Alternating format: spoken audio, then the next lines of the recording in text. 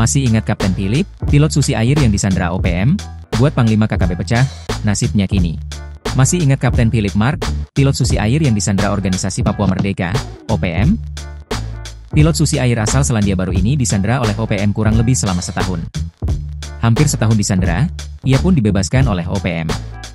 Namun menarik untuk mengulik nasibnya yang terbaru. Pasalnya banyak konspirasi yang mewarnai penyanderaan dan pembebasan pilot Susi Air tersebut. Seperti diketahui, Kapten Philip disandera OPM pimpinan Egyanus Kogoya di Kabupaten Nduga, Papua Pegunungan.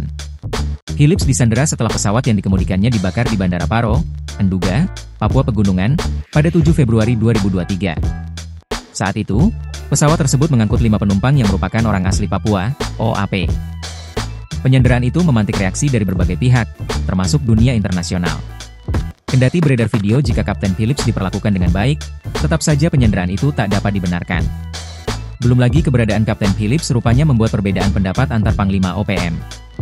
Juru bicara TPNPB OPM, Sebi Sambo menyebut pihaknya telah memerintahkan bawahannya untuk segera membebaskan Kapten Philip. Namun saat itu, belum ada gerakan dari OPM untuk membebaskannya. Bahkan pembebasan Kapten Philip dilakukan oleh aparat TNI dan Polri, dengan mengedepankan pendekatan yang lembut. Melalui tokoh agama, tokoh adat dan keluarga dekat Egyanus Kogoya. Setelah sekian lama melakukan pendekatan dengan berbagai tokoh tersebut, akhirnya membuahkan hasil. Pada Sabtu 21 September, pilot Philip berhasil dijemput oleh tim gabungan TNI Polri yang tergabung dalam Satgas Damai Kartens 2024. Sayangnya, selain berita pembebasan, belum ada lagi berita terbaru terkait nasib dari Kapten Philip Mark tersebut.